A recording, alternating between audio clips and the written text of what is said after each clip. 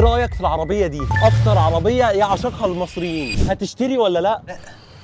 ما ينفعش يا ميمي، انا كلمتي عقد. يا جدع دي من اول 220,000 بس، وكاش باك 47,500. كل شيء نصيب. طب ما ترجعش تزعل بقى وتندم زي جده اللي ساب فدان الارض ابو 3 جنيه. يعني ايه؟ يعني خليك في عربيتك القديمه لحد ما تكركر منك على الطريق وحد يطلع عليك يعمل لك حاجه. مين ده اللي يستجري يعمل فيا حاجه؟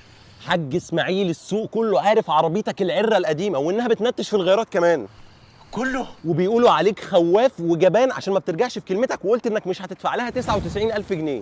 الحاج اسماعيل طول عمره بيرجع في كلامه. مش حقيقي. لا حقيقي. كلام. طب ايه رايك بقى المحصول ده بتاعك؟ مش ده برضه الحاج اسماعيل اللي انا اعرفه اللي يدفع 125,000 جنيه للالنترا الاي دي؟